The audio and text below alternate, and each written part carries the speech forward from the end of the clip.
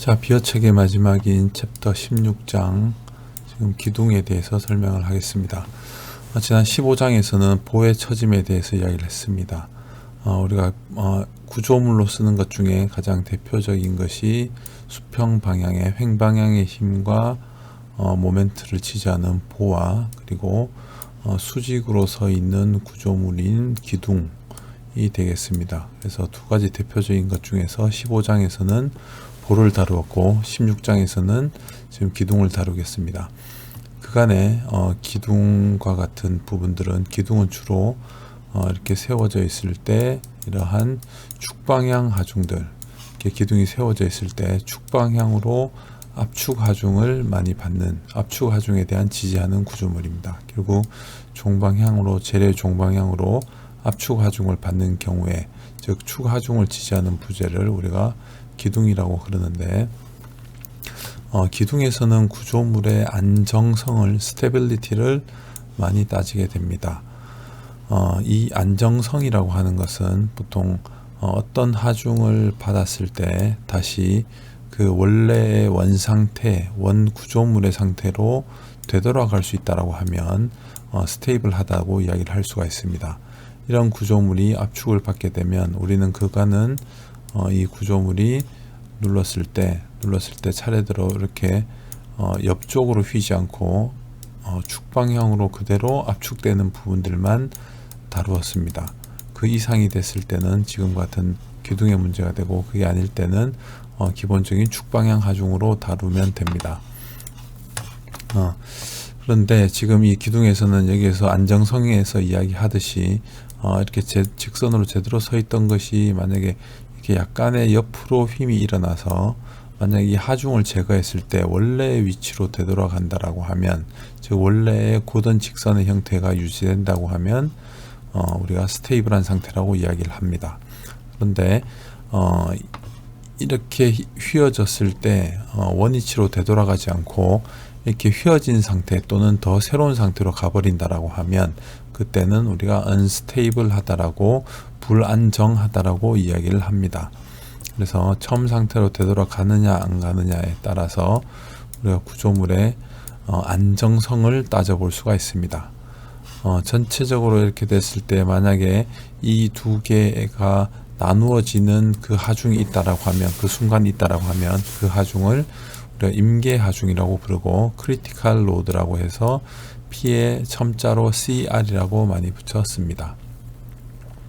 그래서 16장에서는 그렇다고 하면 이런 기둥이라는 것이 축방향 하중을 받을 때 우리가 기본적으로 좀 짧고, 길이가 짧고 폭이 좀 어느 정도 있는 이 두께 또는 이 면적이, 두께가 또는 이 반경 자체가, 단면의 반경 자체가 길이에 비해서 어느 정도 가늘고 길지 않고 짧고 두꺼운 경우라고 하면 축방향으로 힘을 주어서 눌렀을 때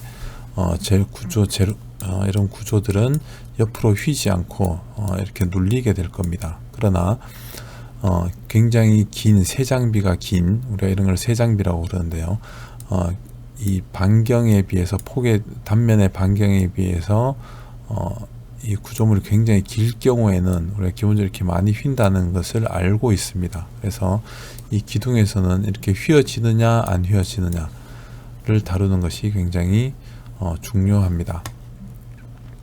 그래서 다시 좀 자세히 살펴보면 하중 P를 지지하고 있는 길이 L이 되는 기둥이 있다라고 하면 그간 우리가 이 축에 대한 응력 관점에서의 설계로 보면 축의 단면과 축에 대한 하중을 가지고, B를 가지고 응력을 만들고, 이 응력이 이 재료 자체의 허용 응력보다 작게 되면 안전하기 때문에 이런 이 단면을 우리가 선택을 해주면, 이 하중과 길이는 지금 정해진 조건입니다.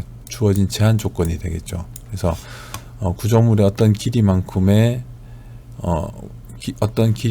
구조를 설계를 해야 되고, 당연히 그 길이는 정해져 있는 거고, 주어진 하중도 정해져 있을 때, 그럼 이 단면을 어떻게 할 거냐라고 하는 것은 이 응력을 통한 설계를 해서 단면을 선택을 그동안 했습니다. 그리고 또 하나의 설계 방식을 보면 이 눌렀을 때 이 구조가 이 세워진 축이 축 또는 기둥이 길이가 어느 정도 줄어들 때 그게 허용 길이보다 작게 되는 경우라고 하면 단면을 선택하고 또는 재료를 선택하는 방식의 설계를 해왔습니다. 그래서 그간은 축에 대한 설계는 이 두 가지 응력 또는 변이를 가지고 설계를 그동안 해왔었는데, 하지만 이 하중에 대해서 다 이렇게 휘어져 버리게 된다라고 하면 적절한 설계가 아니라는 것을 알 수가 있습니다. 그런데 주로 여기에서 선택한 이런 단면, 단면이나 재료보다는 이렇게 휘어지는 쪽이 훨씬 더 쉽게 만들어질 수가 있습니다. 그래서 이렇게 잘 눌리는 형태보다는 재료가 구조물이 길 때는 이렇게 휘어지는 게 쉽기 때문에 이렇게 되면 위에 이 두 설계를 가지고는 구조물을 안전하게 설계를 할 수가 없습니다. 그래서 이렇게 일어나는 현상들을 우리가 좌굴, 버클링이라고 많이 부르게 됩니다. 그래서 좌굴이 일어나지 않도록 하는 이 두 조건보다 좀 더 낮은 부분에서 설계에 한계가 있을 겁니다. 그래서 이 16장에서는 그러한 설계 기준들을 배우게 됩니다.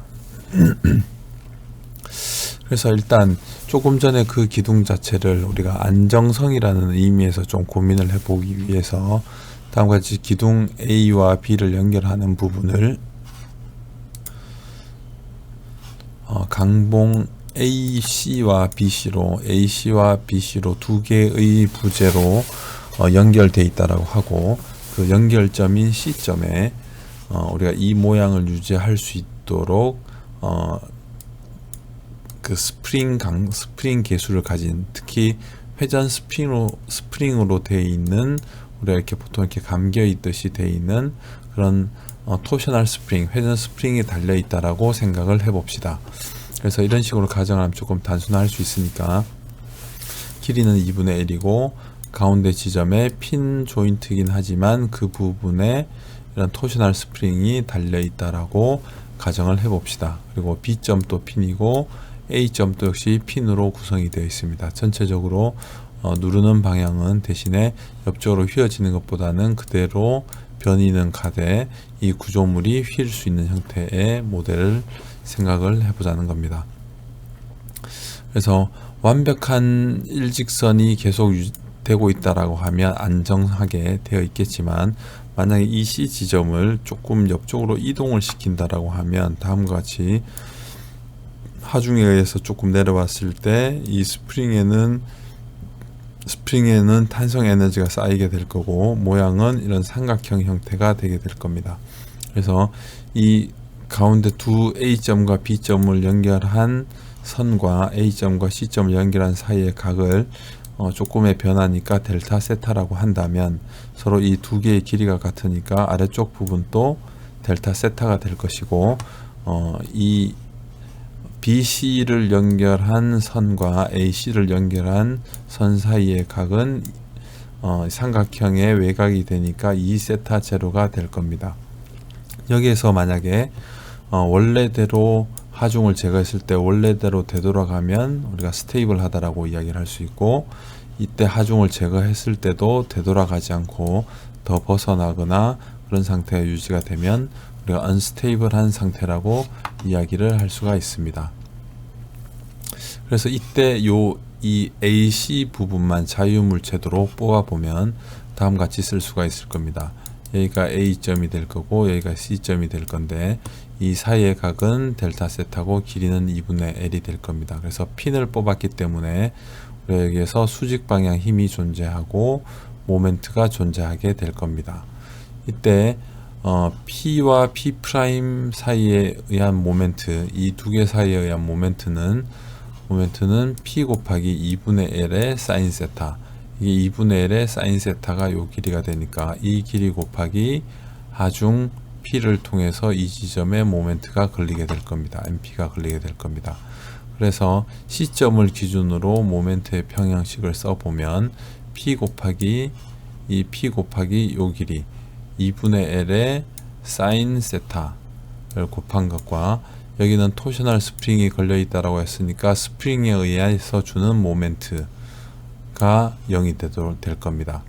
근데 이 스프링을 토셔널 스프링, 회전 스프링이라고 이야기했기 때문에 이 스프링은 스프링 강성계수 K를 가지고 있고 회전 각에 의해서 그 모멘트가 발생을 하기 때문에 조금 전에 이 회전각은 이쪽 부분에서 이 세타만큼, 이 델타 세타만큼 돌았기 때문에 이 스프링에 의한 모멘트는 다음과 같이 쓸 수가 있을 겁니다.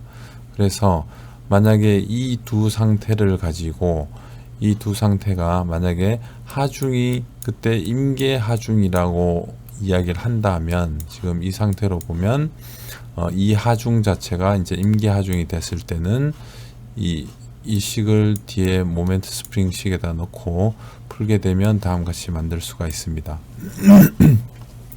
여기서 하중 값을 구해 보면 이쪽에 있는 이 K하고 L이 넘어와서 다음과 같이 만들어지고 이쪽으로 넘어갔으니까 만들어지고 사인 델타 세타 분의 델타 세타가 만들어지게 될 겁니다. 그런데 지금 우리가 각도가 만약에 굉장히 작다라고 하면 각도가 이 세타각이 굉장히 작다라고 하면 이 사인 델타 세타가 거의 델타 세타가 될 거기 때문에 이 부분이 나누어져서 다음과 같은 식을 얻을 수가 있을 겁니다. 여기에서 우리가 주어지는 이 하중 자체가 이 하중보다 크리티컬 로드보다 작다라고 하면 스테이블한 상태가 될 거고 주어지는 하중이 이 하중보다 더 크다라고 하면 언스테이블한 상태가 만들어지게 될 겁니다. 그런데 조금 더 큰 힘으로 만약에 시스템이 교란됐다라고 하는 것은 더 많이 복잡하게 변화가 있다라는 이야기입니다. 교란된 경우에 즉 하중 자체가 이 크리티컬 하중을 넘어섰을 때는 이 작은 델타 세타가 아니고 세타로 바뀔 겁니다. 각이 커졌기 때문에.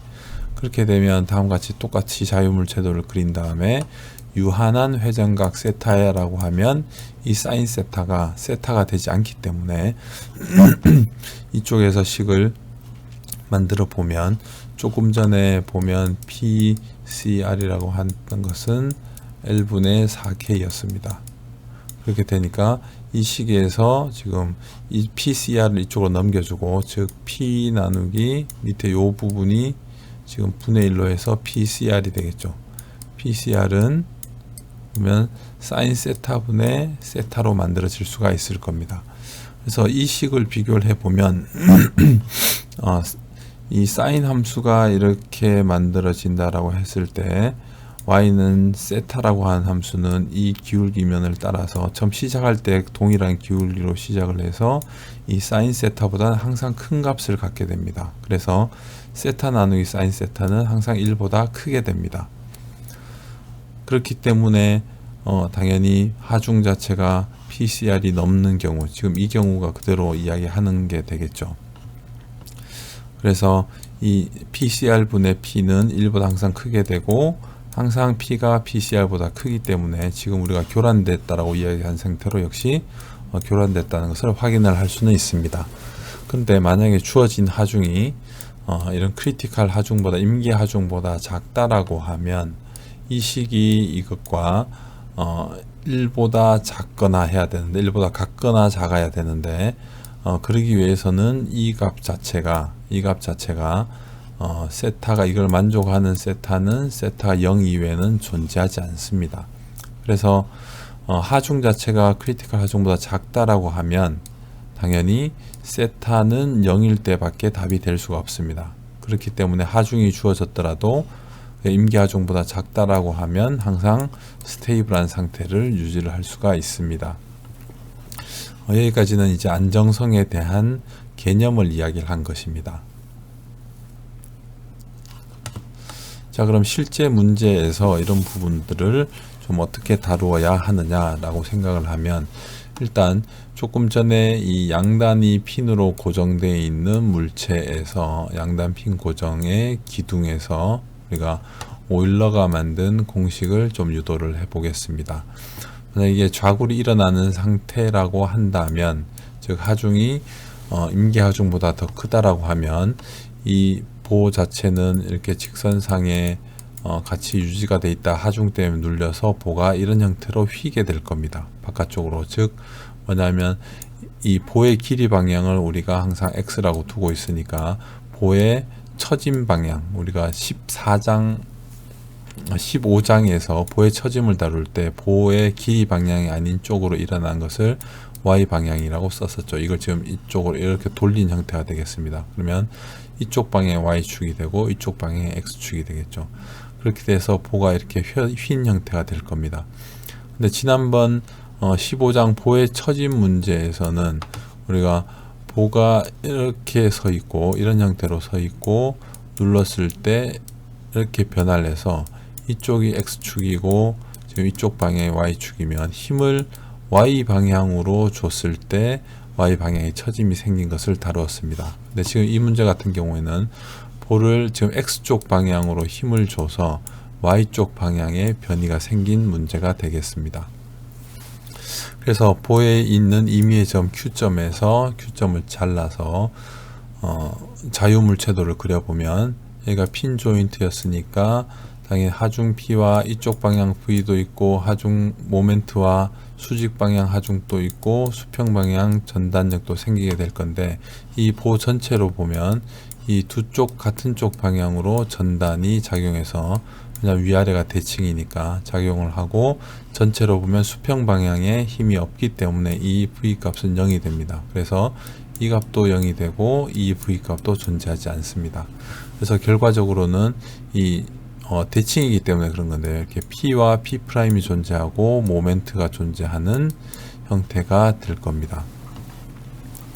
그래서 이 식에서 모멘트 평형식을 써보면 이 모멘트하고 이 점 기준으로 보면 이 하중이 이쪽 방향으로 돌리게 되는 모멘트가 발생할 거기 때문에 여기까지의 Y를 곱해서 같은 쪽으로 더해서 0이 되니까 모멘트는 마이너스 PY라는 식이 만들어질 겁니다. 원래 이게 V가 더 있었다라고 하면 이런 부분이 붙겠지만 지금은 핀 조인트고 양쪽이 대칭이기 때문에 그런 부분이 없다는 거죠. 그래서 그 전에 15장에서 보면 모멘트 나누기 EI 했는 게 Y의 2개 미분이었고, 결과적으로 이렇게 보면 이 식 자체가 위에서 보면 마이너스 PY니까 Y의 X에 대한 2개 미분 자체가 마이너스 EI분의 P의 Y가 되는 미분 방정식으로 만들어집니다. 그래서 이 식과 이 두 식을 가지고 정리를 하면 다음과 같은 식을 만들 수가 있습니다. 그래서 지난번에는 15장에서는 이게 Y가 아니고 X였기 때문에 넘겨서 그대로 다 적분을 하는 형태로 우리가 이 Y 값을 구했습니다. 근데 지금 여기에서는 Y의 2개 미분하고 X가 아닌 Y 값이기 때문에 이것은 미분 방정식의 형태가 되고, 여기 2차 선형 제차 미분 방정식이 됩니다. 그래서 앞에 있는 이 값을 P의 제곱이라고 둔다라고 하면, 스몰 P의 제곱이라고 둔다라고 하면 이 식은 Y2' 더하기 스몰 P의 제곱 Y는 0인 이런 2차 선형 제차 미분 방정식이 됩니다. 그래서 이때의 해는 우리가 일반 해로 보면 Y는 이러한 삼각함수의 합성으로 만들어지는 A sin px와 더하기 b의 코사인 px가 되는 것을 알 수가 있습니다. 이 식을 앞에 있던 식에 넣어보면 당연히 만족을 하겠죠. 여기서 보면 y2'에 더하기 스몰 p의 제곱에 y가 0이 되니까 이 식을, 이 해를 여기다 집어넣어 주면 두 번 미분하면 코사인들이 중간에 나타나니까 마이너스가 되어서 같이 없어지게 되겠죠. p가 한 번, 두 번 미분하니까 제곱이 될 거고, 그래서 이 값이 이 식이 일반 해인 것을 알 수가 있고요. 여기에서 이 식을 풀기 위해서는 경계 조건을 당연히 포함해야 되니까 경계 조건으로 보면 이 지점에서 핀이고 핀이 되어 있으니까 x가 l일 때 y 값은 0이 되고, x가 0일 때 y 값은 0이 되고, x가 l일 때도 y가 0이 되어야 됩니다. 그래서 첫 번째 x가 0일 때 y가 0이라고 하면 0 넣었으니까 y가 여기 0과 0을 넣으면 이 코사인이 1이 되니까 b가 0이라는 것을 알 수가 있고요. x가 l일 때 y가 0이 되면 여기다 x에다 l 넣고 a sin pl이 0이 돼야 됩니다. 물론 그 앞에서 b가 0이었으니까. 그래서 이 식을 만족을 해주면 되는데 이 식이 0이 되기 위해서는 두 가지로 첫 번째 a가 0이거나 sin pl이 0이거나 할 수 있습니다. 그래서 a가 0이 되면 이때는 a가 0이라고 이야기를 하는 거는 b가 0이었으니까 a까지 0이 되면 y는 0이라는 이야기죠. 어떤 x에 대해서도 다 y가 0이다. 어떤 x에 대해서도 y가 다 0이니까 직선인 기둥을 의미합니다. 그래서 a가 0이 되면 직선 기둥이기 때문에 좌굴이 일어나지 않는 형태. 그러니까 하중이 크리티컬 하중보다 크리티컬 임계 하중보다 작았을 때 첫 번째 해는 당연히 좌굴이 일어나지 않는 경우가 되겠습니다. 그리고 두 번째 해가 될 수 있는 건 이 sin PL이 0이 되는 건데 sin 값이 0이 되는 것은 안에 들어있는 게 파이 라인, n파이 라인에 놓여 있을 때 0이 될 겁니다. 0도, 180도, 360도 이럴 때 0이 될 거니까 여기에서부터 n을 정해주면 됩니다. 그래서 스몰 p로 보면 넘겨주면 L분의 n파이가 되고 따라서 p제곱은 2i분의 하중 p에다가 대입을 해주면 하중은 다음과 같이 이 y 값이 나타날 수 있는 하중 값은 다음과 같은 형태로 얻을 수가 있습니다. 그래서 이 n 값은 지금 현재 1보다 더 큰 값이기 때문에 가장 작은 n을 구하면 n이 2가 되면 n이 1일 때보다 하중이 커지겠죠. 그래서 n이 1일 때의 하중과 n이 1일 때 하중, 2일 때 하중, 3일 때 하중 이렇게 P1, P2, P3로 쓴다라고 하면 P1에 비해서 P2는 4배가 될 거고 P3는 9배가 될 겁니다. 제곱이 될 거니까 n 1이고 그래서 이 큰 하중보다는 작은 하중에서 먼저 좌굴이 일어날 거기 때문에 가장 작은 P를 구해보면 즉 n이 1일 때 결과적으로는 L제곱분의 파이제곱 2i 가 첫 번째 우리가 임계 하중이라고 쓸 수가 있습니다. 그래서 PCR은 L제곱분의 파이제곱 2i 라는 임계 하중에 대한 식을 얻을 수가 있습니다. 여기서 N1이라고 하는 것은 이 전체 이 보의 모양으로 봤을 때 보가 이렇게 휘어지는 지금 이 사인의 주기가 n파이에서 n1이니까 여기서 지금 이 주기가 파이가 되니까 0에서부터 L까지 중에서 보가 이런 형태로 휜다는 이야기가 됩니다. 이게 n이 1일 때가죠. 그럼 n이 2가 될 때는 2파이가 그러니까 주기가 2파이가 되니까 여기에서는 이런 형태로 휘어진다는 것을 휘어지게 된다는 것을 이야기를 하는 거고요. n이 3일 때는 이 점과 이 점 사이에서 지금 3파이가 될 거니까 이렇게 와서 이렇게 해서 이렇게 돌아가는 형태. 이 안에가 이렇게 0까지 돌아가는 게 하나, 여기 2개, 3개가 된다는 이야기가 됩니다. 그렇게 보면 지금 보가 이 직선인 보가 있을 때 휘어질 때 이렇게 휘어지는 경우, 이렇게 휘어지는 경우, 이렇게 휘어지는 경우도 있다라고 생각을 할 수가 있습니다. 근데 가장 먼저 일어나는 모드는 이 첫 번째 경우가 되겠습니다. 그래서 이런 형태가 만들어질 때가 임계하중이 될 것이고 이 식을 오일러가 유도를 해서 오일러 방정식이라고 이야기를 합니다. 그래서 이 오일러는 스위스의 수학자인데 레온하르트 오일러라는 분인데 이분에 대한 이야기는 이 시간이 끝날 때쯤에 좀 계보를 이용해서 조금 설명을 하도록 하겠습니다. 그때 y 값이 조금 전에 이야기했듯이 a의 사인의 L분의 파이 x n1이니까 그때 이 모양 자체가 결과적으로는 처짐에 대한 식이기 때문에 이때는 좌굴에서의 기둥의 탄성 곡선식이 됩니다. 조금 전에 이야기한 이 모양이 되겠죠. n1이 되니까 n이 2가 되면 이런 모양으로 만들어지게 될 거고 3이면 이렇게 될 겁니다. 그래서 지금은 이 모양을 이야기를 하고 있습니다. 그래서 최대값은 앞에 있는 이 부분이 진폭이기 때문에 이 값 기준으로 해서 올라온 이 최대값이 지금 앞에 있는 진폭 A가 됩니다. 근데 A는 지금 현재로는 결정이 되어 있지가 않죠. 결국 부정형 값이 됩니다. 정해줄 수가 없는 거죠, 지금은. 왜냐하면 이런 부분은 좀 또 정확하게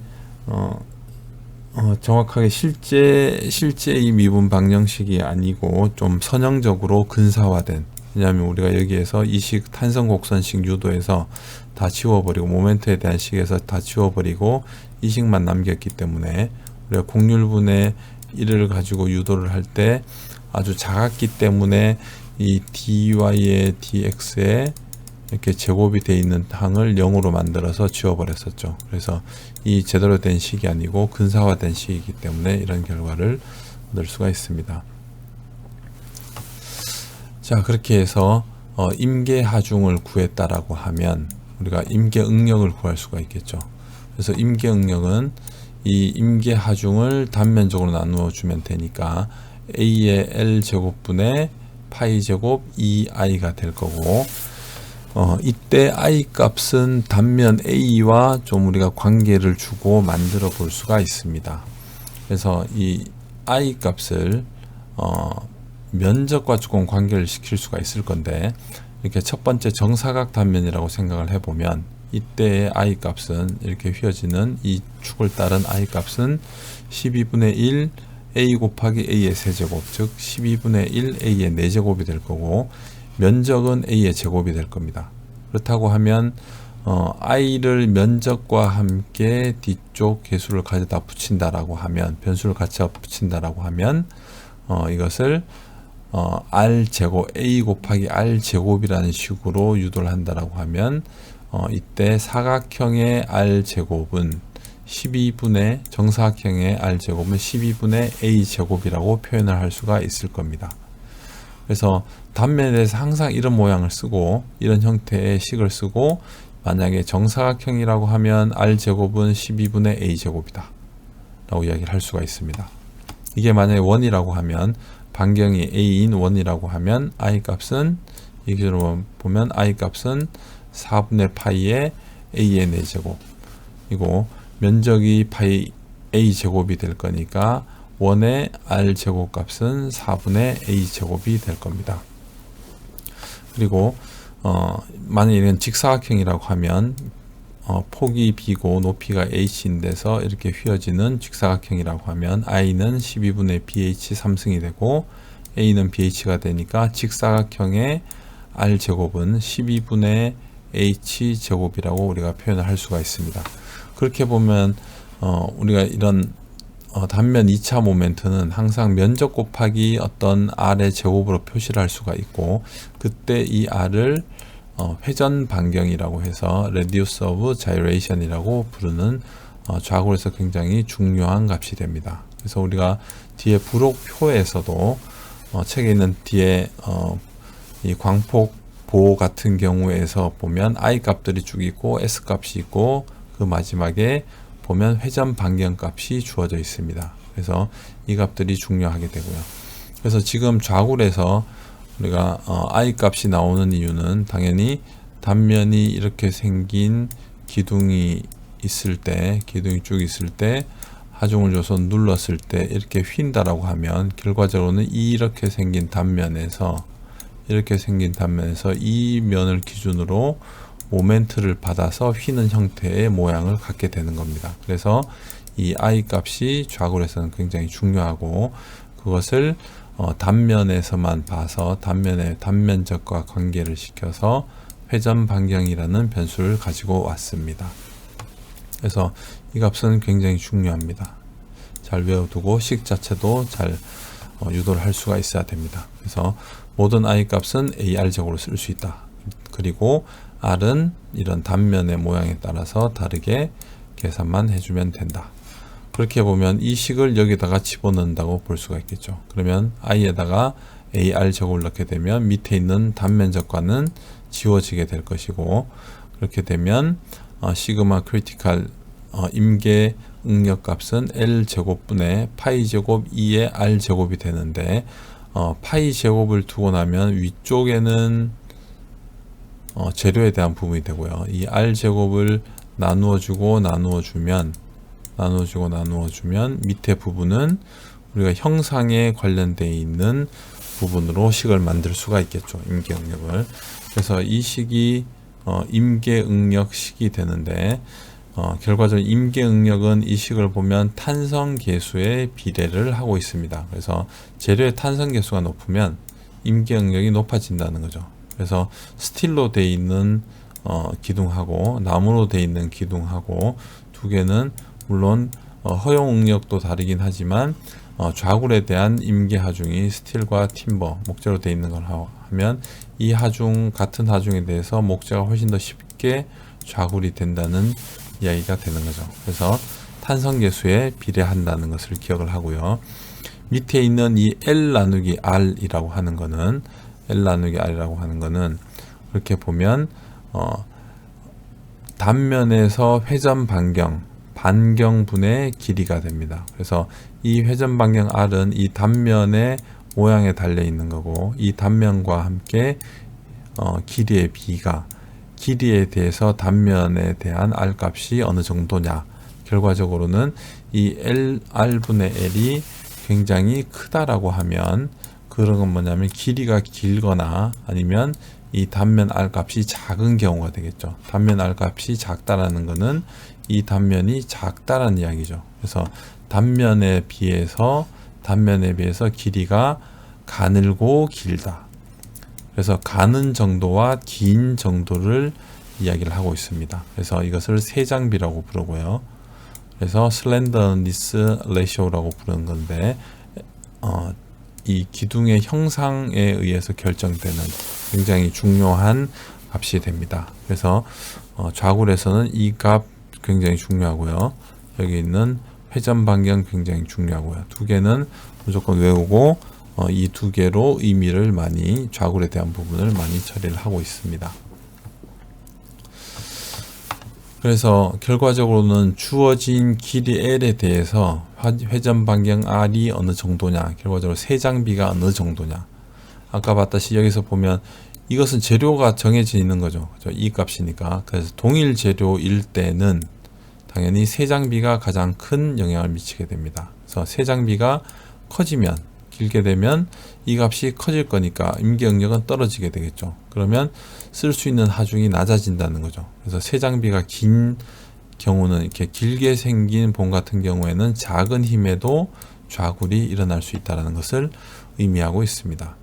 그래서 다시 이 회전 반경 R에 따라서 임계응력이 결정이 되는데, 그렇게 보면 우리가 이쪽 Y축은 임계응력을 이야기를 하고, 그 다음에 X축은 세장비로 축을 놓고 나서 그림을 그려보면, 조금 전에 임계응력은 L 나누기 R의 제곱분의 1로 들어가죠. 그다음 위에 파이에 2가 들어가고, 이 값이 이제 시그마 CR이 됐으니까, 이렇게 됐으니까 지금 이렇게 내려오는 반비례하는 형태의 그래프가 될 것이고, 그래서 이런 형태의 모양을 띠게 될 건데, 세장비가 있더라도 임계응력들이 결과적으로는 어디에 갈 거냐면 항복응력에 다다르게 되면, 그때는 세장비와 아무리 짧고 굵은 기둥이라 하더라도 임계응력이 항복응력이 된다고 하면 그 자체는 문제가 될 수 있다는 겁니다. 그래서 보에서 쓸 수 있는 부분들은 다음과 같이 이 항복응력과 그 다음에 이 임계응력이 만나는 부분까지 쓸 수가 있습니다. 그래서 이 L 나누기 R이 크다라고 하는 것은 길고 얇은 또는 가는 기둥을 이야기를 하는 거고요. 이 R분의 L이 굉장히 작다라고 하는 거는 짧고 굵은 형태의 기둥을 이야기를 하고 있습니다. 그래서 보통 일반적으로는 L분의 R이 0에서 50 정도까지면, 0에서 50까지 정도면 짧고 굵기 때문에 우리가 단주라고 부르고 있습니다. 그리고 50에서 100 정도 사이까지는, 50에서 100 정도까지는 중간주라고 부르고, 100 이상이 되면 이것은 장주라고, 긴 형태의 기둥이 되는 장주라고 부르고 있습니다. 물론 이 그림 같은 경우에는 우리가 안전계수를 고려하지 않은 부분이긴 한데, 이 길고 얇은 기둥이라고 했을 때는 좀 전에 이야기한 것과 같이 원래는 이 항보응력 기준으로 우리가 뭐 안전고수 고려를 안 한다고 하면 항보응력 기준으로 우리가 볼 설계를 했겠지만, 지금은 만약에 길고 얇은 기둥이라고 하면 항보응력 기준으로 설계를 할 수 있는 것이 아니고 이 임계응력 기준으로 설계를 해야지만 안정하다는 것을 이야기하고 있습니다. 즉 항보응력보다 작은 응력에서 불안정 상태가 만들어지게 됩니다. 지금 이 그림은 탄성계수가 200GPa인 구조용 강제에서 대략 그린 거고요. 항보응력이 대략 한 250MPa 정도 되니까 이런 형태로 이루어지겠죠. 그래서 이때 이 항보응력하고 이 임계응력하고 만나는 점 정도를 보면 대략 한 89 정도의 값이 나오게 됩니다. 그래서 이 값을 시그마 y로 놓고 L 나누기 R을 구한 거죠. 그래서 대략 계산을 해보면 파이 제곱은 한 3.14의 제곱이니까 한 9.8씩 대략 그냥 크게 보면 한 10 정도로 보고, 그 다음에 R분의 L을 10 정도로 놓고 보면 지금 그리고 탄성계수를 200GPa 정도, 항보응력을 200MPa로 주면 이 두 개의 비가 한 1000 정도가 될 것이고, 그러면 이때 파이 제곱을 넣고 이 값을 넣어주면 대략 L분의 L 나누기 R이 한 100 정도가 나오게 될 겁니다. 대략적으로 그때가 한 이 정도가 되겠죠. 그래서 항보응력하고 항보응력을 한 200 정도 주고 탄성계수를 한 200GPa 정도 주고 나면 대략적으로 그 만나는 이 점 자체가 한 100 정도가 되는데, 좀 더 정확하게 이 경우 250일 때 계산을 해보면 89 정도가 됩니다. 그래서 이 항보응력하고 임계응력이 만나는 정도 내에서는 지금 이 사이가 될 거니까 대략 중간주 정도가 됩니다. 그래서 항보응력만으로 고려를 해서 볼을 설계하게 되면 단주가 되고요. 이 사이의 부분을 같이 고려를 하게 되면 중간주, 주로 한 이 정도니까 약간 경계에 걸리겠죠. 그 이상이 아니고 항보응력과 관계없이 거의 임계응력만으로 계산을 해야 되는 부분이 설계를 해야 되는 것은 우리가 장주라고 부를 수가 있습니다. 자, 이런 16.1번 같은 예제 문제를 한번 풀어봅시다. 길이가 2m고 단순 지지가 돼 있고, 우리가 단순 지지라고 했던 거는 조금 전에 위아래가 조금 전에 푼 문제들은 이렇게 핀과 핀으로 돼 있을 때 문제가 되겠습니다. 핀과 핀이고 하중을 받게 되는 형태일 때, 그리고 정사각형의 이 단면이 정사각형인 기둥이 되고, 탄성계수가 13GPa, 허용응력이 12MPa, 이거 좌굴에 대한 안전계수를 2.5를 썼을 때 하중을 100kN까지 지지를 하고자 한다면 단면의 치수가 어떻게 되어야 하느냐. 그리고 두 번째는 하중을 200kg까지 지지하려면 단면을 어느 정도를 쓰면 되느냐를 계산하라는 겁니다. 가장 쉽게 만날 수 있는 문제가 되겠죠. 우리가 써야 되는 길이는 2m로 정해져 있습니다. 그리고 끝부분을 완전히 이렇게 고정할 수 있는 게 아니고 핀처럼 이렇게 잡아줘야 되는 부분에서 단면은 정사각형을 쓰고 재료는 이렇게 정해져 있을 때, 좌굴에 대해서도 안전계수를 주고 싶은 거죠. 2.5 정도 줬을 때 이 하중 정도를 버티게 하려면 단면을 과연 어떻게 설계를 해야 될 거냐. 그래서 첫 번째는 좌굴 안전계수가 2.5가 되니까 실제 100kN이지만 하중을 250kN까지 버티도록 설계를 해야 됩니다. 즉 임계 하중이 250kN인 단면을 설계를 하자는 거죠. 그래서 임계 하중식을 보면 이 탄성계수 알고 있죠. 13GPa로. 그리고 길이 L은 2m로 알고 있습니다. 그러면 파이 제곱은 아는 값이니까 우리가 I 값을 구할 수가 있겠죠. 그래서 I 값을 구해보면 7.794 곱하기 10의 마이너스 6승미터의 4제곱이 됩니다. 근데 정사각형의 한쪽 단면을 AA라고 이야기를 하면 정사각형의 I 값은 12분의 1 A의 4제곱이 되니까 이거 두 개를 갖다가 놓으면 A는 98.3mm가 나옵니다. 즉 한 단면이 100mm인 100mm 정도가 되는 볼을 기둥을 쓰게 되면 안전계수가 2.5까지 가능하다는 거죠. 이때 만약에 수직 응력을 한번 확인해 봅시다. 이게 지금 현재 보면 이대로 보면 L by R 로고에서 세 장비가 어느 정도인지도 확인해야 되니까 그걸 이제 수직 응력으로 그냥 확인해 보면 됩니다. 수직 응력은 실제로는 100kN을 쓸 거고, 그 다음에 단면을 우리가 100mm를 쓰게 되면 이 값을 구해보면 10MPa이 나옵니다. 그러면 허용 응력, 수직 응력에 대한 허용 응력은 12MPa니까 이거보다 작으니까 지금 이대로 쓸 수가 있다는 겁니다. 그래서 이때는 단면을 100 by 100짜리인 정사각형을 쓰면 됩니다. 그리고 두 번째는 하중 200kN까지 버틴다라고 했을 때 그때는 임계 하중이 2.5를 곱해서 500kN이 됩니다. 그때 I 값을 구해보면 15.588 곱하기 10-6승이 나와야 되고, 그때 정사각형의 한쪽에 단면은 116.95mm가 됩니다. 그래서 좌굴의 안정계수 2.5배를 버틸 수 있는 최소 변 길이가 116.95라는 이야기죠. 그런데 이때 걸리는 200일 때까지의 설계상의 200까지, 지금 여기서는 좌굴 안정계수가 2.5고 여기서는 허용응력을 줬기 때문에 이 허용응력 기준으로 해서 당연히 이 축응력 값을 계산하면 됩니다. 그래서 200kN이고 여기 있는 이 A를 넣어서 면적을 만들어서 나눠 봤더니 14.62MPa이 나옵니다.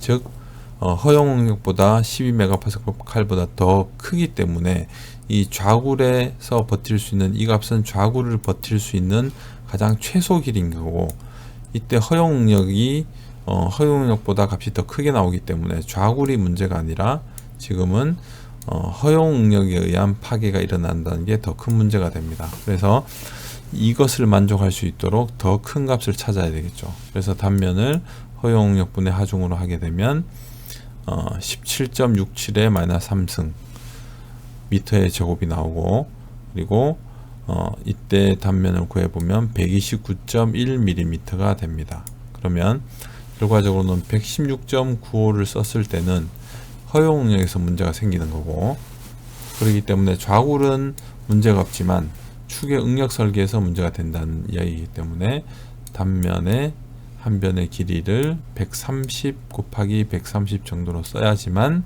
허용응력에서도 문제가 없고 좌굴에서도 2.5배를 유지를 할 수 있다는 이야기가 됩니다. 그래서 이런 문제를 풀 때는 당연히 좌굴의 문제를 다룰 때는 좌굴에 대한 부분에 들어갔을 때는 좌굴에 의한 오일러의 공식에 의한 임계응력 값, 이 임계응력 값 요거까지 포함이 되겠죠. 임계응력 값에서 구할 수 있는 단면과 그리고 이 허용응력상에서 구할 수 있는 단면 중에 더 큰 값을 써야 합니다. 자, 두 번째 예제 같은 경우에는 지름 2cm에 길이 1m짜리 기둥이 있습니다. 그때 탄성계수가 200GPa이라고 하면 좌굴에 대한 임계하중은 얼마냐? 다만 단순 지지가 되어 있다 라고 하면 임계하중은 L제곱분의 파이제곱 2i가 되니까 길이 1m 주어져 있고, 그리고 탄성계수 주어져 있고, 그리고 지름이 주어졌으니까 i 값 구할 수 있고, i는 당연히 4분의 파이 r 4제곱이 되겠죠. 이렇게 되면 임계하중은 15.5kN이 나오게 됩니다. 지금 여기에서 이제 양당 고정 지지를 써놓고 있는데요. 이 부분은 다음 절에서 다시 설명을 하겠습니다.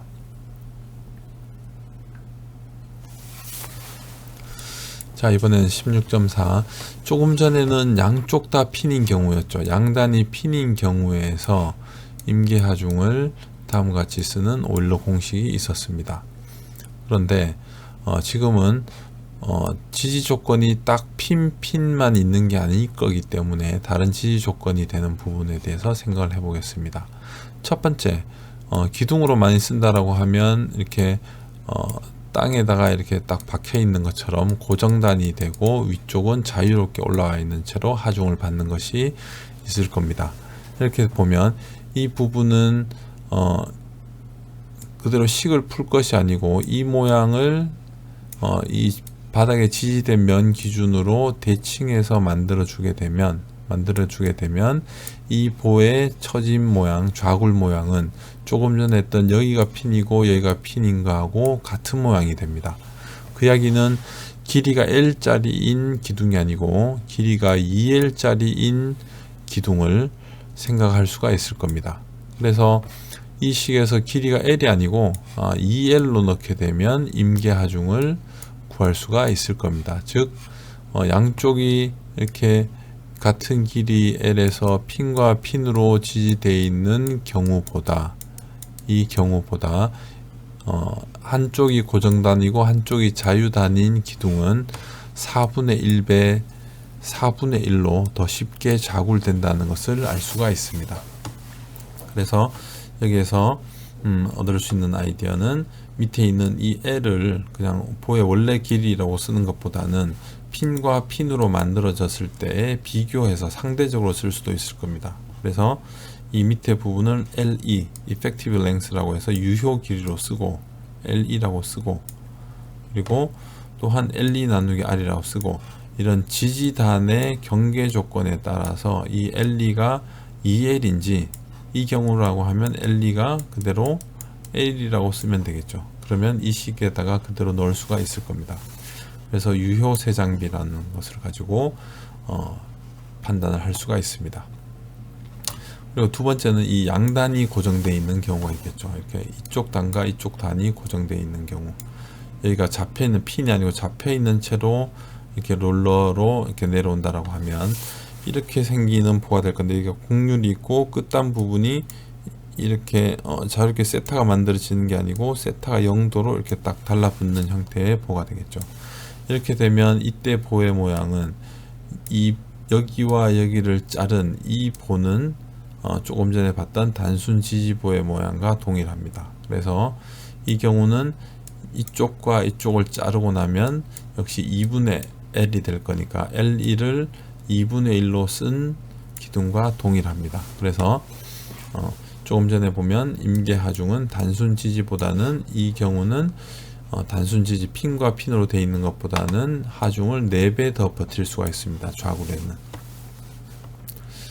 그리고 세 번째는 지금 여기까지는 이 2번 양단 고정부와 이 고정단 기둥 같은 경우는 대칭을 하면 핀으로 만들 수가 있고 핀 단순 지지로 볼 수가 있고, 양단 고정도 양단 고정 대칭의 이 모양을 가지고 오면 우리가 핀과 핀으로 만들 수가 있는데, 세 번째로는 한쪽은 고정단이고 한쪽은 핀으로 되어 있는 경우들이 있을 겁니다. 그래서 이 경우는 이 모양에서 그 형태를 찾을 수가 없기 때문에 다시 풀어야 되는 상황이 옵니다. 그래서 이 문제는 다시 미분 방정식을 풀어야 되는데, 한쪽 단은 B가 있는 점은 고정 지지, A 단은 핀으로 지지가 되어 있는 경우를 보겠습니다. 그래서 이런 모양이 될 거고, 전체 여기에서는 수평 방향의 하중이 핀과 다르게 존재하게 될 거고, 여기도 수평 방향 하중이 존재하게 될 겁니다. 그리고 수직 방향 하중도 존재하고요. 그리고 모멘트도 역시 존재를 할 겁니다. 그래서 여기쯤 이렇게 자르면, 이렇게 잘라냈다고 보면 수직 방향의 하중 P와 옆쪽 수평 방향의 하중 V도 존재를 하고, 이쪽에 당연히 그러면 V'도 존재하고 모멘트도 존재합니다. 그래서 이쪽 방향 모멘트도 이렇게 존재하게 되고 수직 방향의 하중도 존재하게 됩니다. 그래서 이 점에서 모멘트를 구해보면 이 모멘트 평형이 되겠죠. 그래서 이 모멘트하고 이 하중에서 y만큼 떨어져서 돌아가는 모멘트는 동일하니까 마이너스 py, 그 다음에 이쪽 수평 방향 전단력 때문에 이 점이 돌아가는 게 같은 방향이니까 마이너스 vx가 붙을 겁니다. 이렇게 보면 다시 y에 대한 이계미분식을 가지고 만들어 보면 다음과 같이 쓸 수가 있겠죠. 모멘트가 y와 x가 다 포함되어 있는 경우가 될 거니까.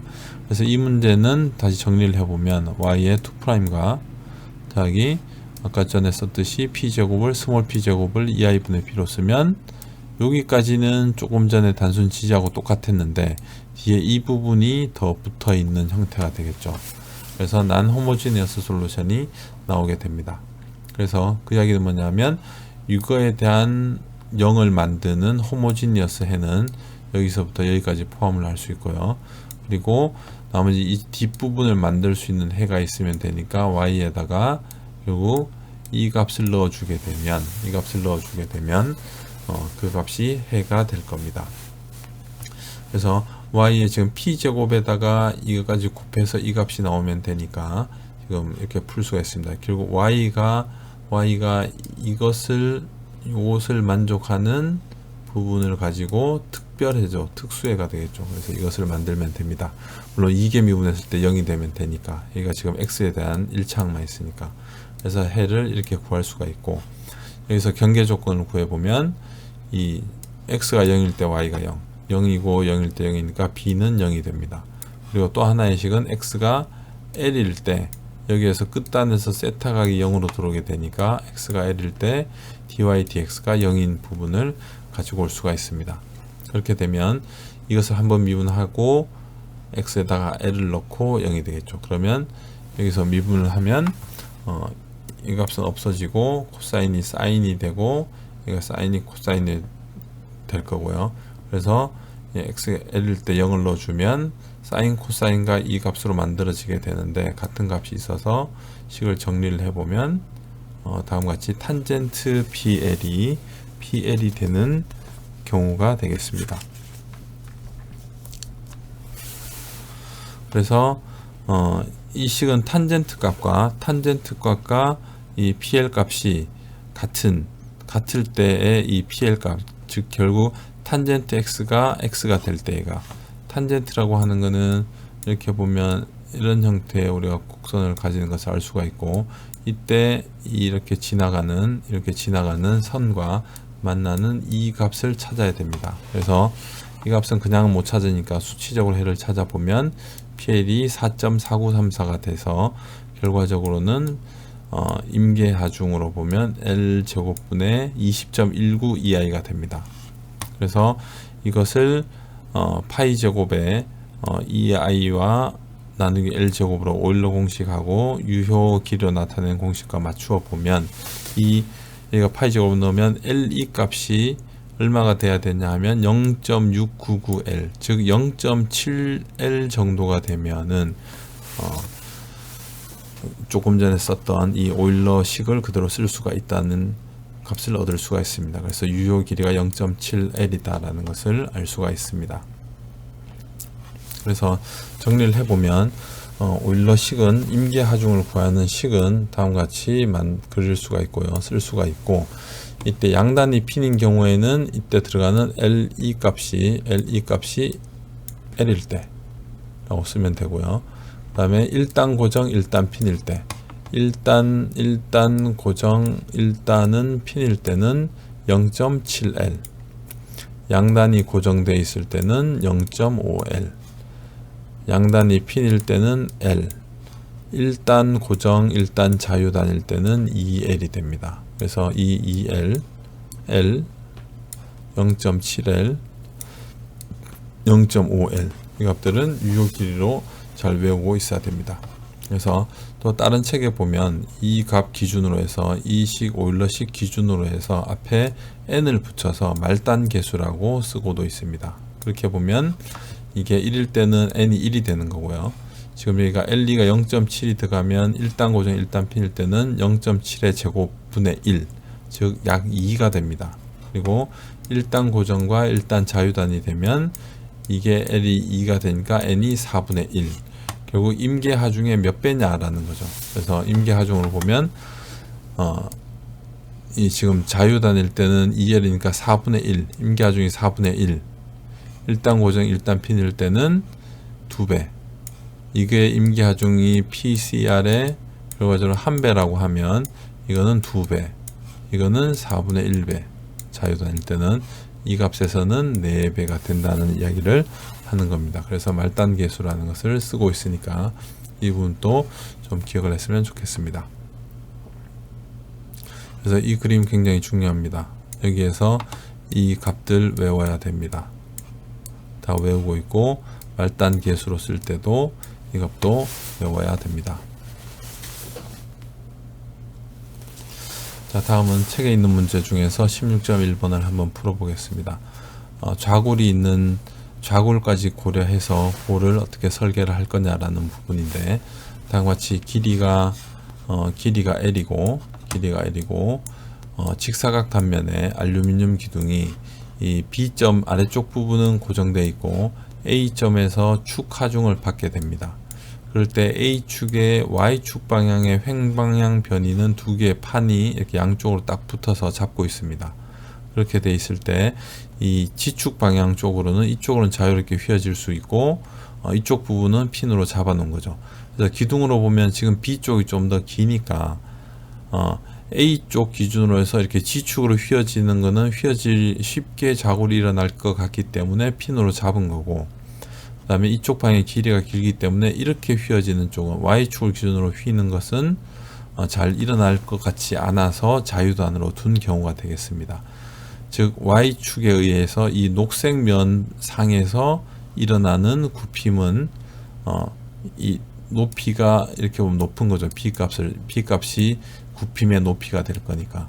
그래서 풀어놓은 경우고, 이 A가 굽힘의 높이가 되는 G축을 기준으로 이렇게 휘어지는 경우에서는 좀 불안하니 이렇게 핀으로 받쳐준 문제가 되겠습니다.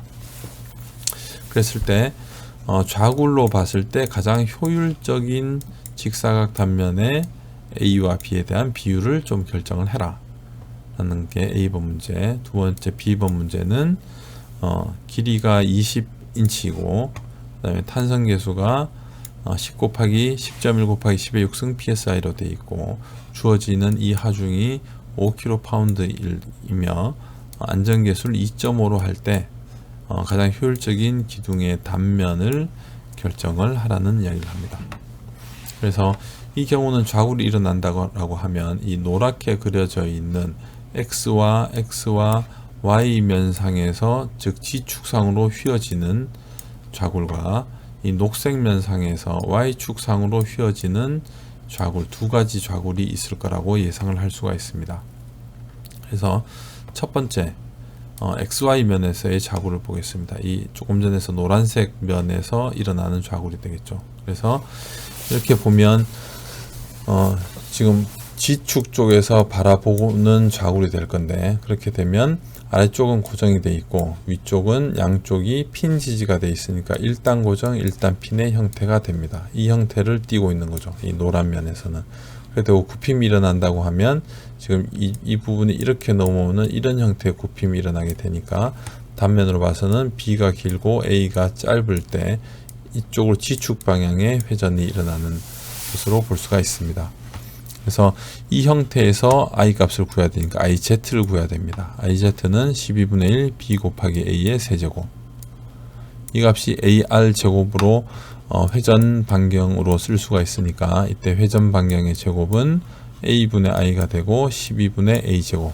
우리가 여기서 직사각 단면에서 구한 것과 똑같죠. 그래서 RZ는 회전 G축 방향으로의 회전 반경 값은 루트 12분의 A가 됩니다. 그리고 이거의 좌굴 형태로 보면 유효 길이는 0.7L이라고 볼 수가 있죠. 그래서 유효 세장비를 구해보면 0.7L 나누기 루트 12분의 A가 될 겁니다. 이것이 XY 면에서의 좌굴 이야기를 하는 거고요. 그리고 또 하나는 XG 면에서의 좌굴도 있겠죠. 조금 전에 이야기했듯이 이 핀 부분 관계없이 이렇게 세워져 있던 부분이 여기에서 녹색 면에서 이렇게 휘어지는 형태를 이야기를 하는 겁니다. 그래서 이렇게 보면 지금 Y축 상에서 우리가 바라보는 그림이 되는데, 그러면 이런 모양이 되겠죠. 그래서 한쪽은 밑에 쪽은 고정되어 있고 위쪽은 자유단으로 풀려 있는 문제가 되겠습니다. 그래서 유효 길이는 2L이 되고요. 이것이 이렇게 휘려고 하면 보가 이렇게 돼 있으니까 모양이 지금 이 축을 기준으로 휨이 일어나는 거죠. 그래서 A가 밑변이 되고 B가 높이가 되는 좌굴 형태가 될 겁니다. 그래서 Y축 상으로의 모멘트를 구해야 됩니다. 그래서 Y축 상으로의 단면 2차 모멘트는 12분의 1 AB의 세제곱이고 이게 A의 RY의 제곱이 되니까 RY의 제곱은 결과적으로 12분의 1 B제곱이 되고 RY는 루트 12분의 B라고 쓸 수가 있습니다. 여기서 유효 길이는 2L이 되니까 유효 세장비는 B 나누기 루트 12분의 2L이 될 겁니다.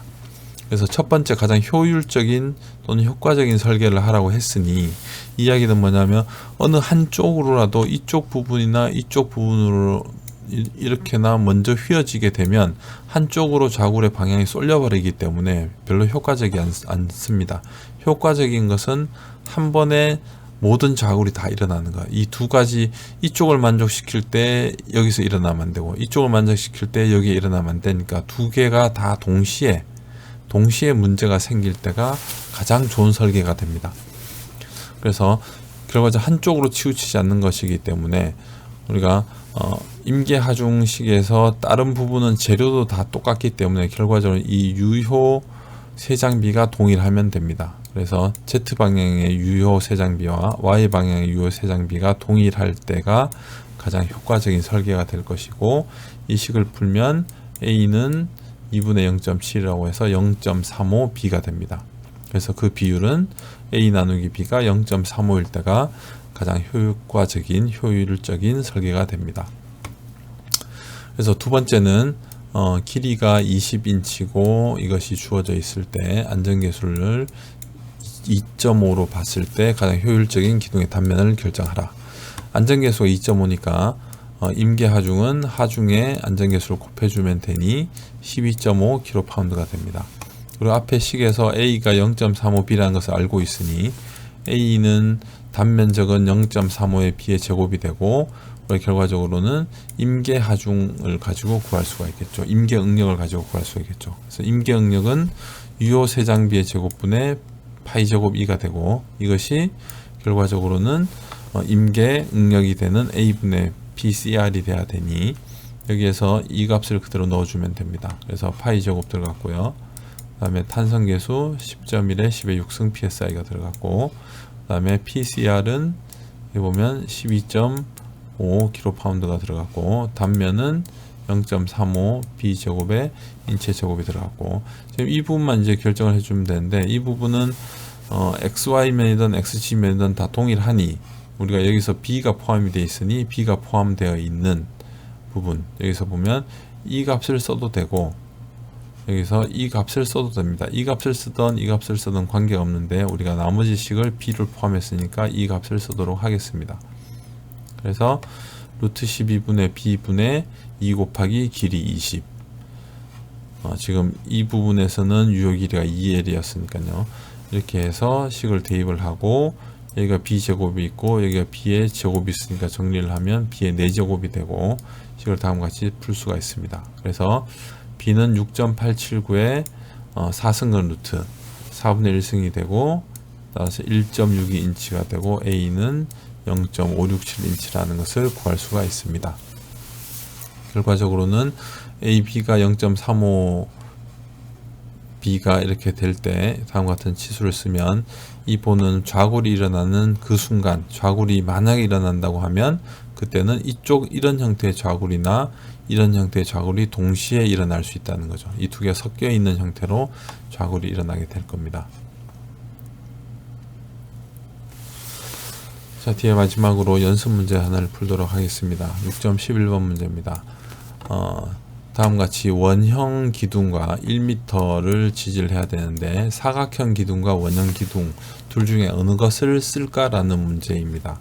그래서 사각형 기둥일 때 예를 들어서 25mm 한쪽 면의 길이가 25mm인 정사각형의 기둥을 쓸 것이냐, 아니면 이것과 동일한 면적을 가지고 있는 라운드 스트러트를 쓸 거냐, 아니면 이 스퀘어 스트러트를 쓸 거냐, 이 정사각면을 가진 기둥을 쓸 거냐, 아니면은 이 원형 기둥을 쓸 거냐. 다만 same cross sectional area라고 하는 거는 길이가 같고 단면적이 같으니까 무게가 똑같다는 이야기죠. 그래서 같은 무게를 가진, 같은 중량을 가진 본데 좌굴 관점에서 봤을 때는 사각 단면이 좋은지 원형 단면이 좋은지를 결정하라는 겁니다. 같은 재료일 때.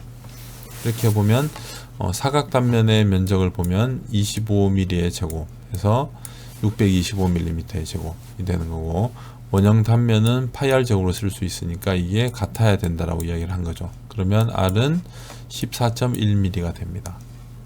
그러면 이 스퀘어에 되어 있는 부분에 이 정사각 단면에서 I 값은 12분의 1 A의 4제곱이 되니까 32.552 곱하기 10의 3승. 원일 때 I는 4분의 파이 C의 4제곱이니까 이 R 값이 그대로 C가 되니까 31.043 곱하기 10의 3승 mm의 4제곱 됩니다. 그래서 PCR 값을 구분해보면, 계산해보면 당연히 스퀘어일 때는 L은 1m니까 밀리미터로 지금 다 고쳤습니다. 그래서 파이 제곱 넣고 2 넣고 그 다음에 I 스퀘어 넣으면 64.3kN이 나오고, 원형 단면을 쓰게 되면 61.3kN이 나옵니다. 그대로 동일하게 계산하면 결과적으로 보면 임계하중의 비율을 보면 1.05가 된다고 하는 거니까 스퀘어 단면으로 썼을 때가 원형 단면보다는 5% 더 큰 값을 쓸 수가 있다는 이야기를 하고 있습니다. 즉 같은 단면적일 때는 원형보다는 정사각 단면이 좌굴에 더 유리하다라는 이야기를 하는 거죠. 그래서 요 치수가 지금 딱 그대로 맞추어서 여기서부터 여기까지가 지금 10배, 즉 지금 이대로 보면 25mm이고 그 다음에 여기서부터 여기까지 반경이 14.1mm인 정확하게 그려놓은 원과 스퀘어가 되겠습니다. 25mm가 되겠습니다. 그러면 지금 보면 원이 이렇게 정사각면에 약간 밖으로 빠져나가게 되는데 지금 결과적으로 I 값만 보더라도 스퀘어 단면이 더 크다는 거죠. 이 부분이 이 중립면 기준으로 보면 이 원은 이 부분과 이 부분이 밖으로 나가 있지만 굽힘에서는 중립면에 가까운 쪽에 있는 면적은 별로 소용이 없으니 이거하고 이것은 별로 소용이 없고 이 부분만 관련을 갖고 있고, 정사각형으로 보면 이만큼 부분이 먼 쪽에서 이만큼 부분의 면적을 더 가지고 있기 때문에 크진 않지만 정사각형 부분이 I 값이 좀 더 크게 나옵니다. 그래서 5% 정도 크다는 건데, 지금 이 부분 이 정도 이 계산을 해보면, 이런 계산을 해보면 결과적으로 같은 단면, 같은 무게를 가지고 있는 기둥에서는 이 정사각 단면이 이 원형 단면보다는 좀 더 좌굴로는 안정적이라는 것을 알 수가 있습니다. 자, 설명은 여기까지 마치도록 하겠습니다.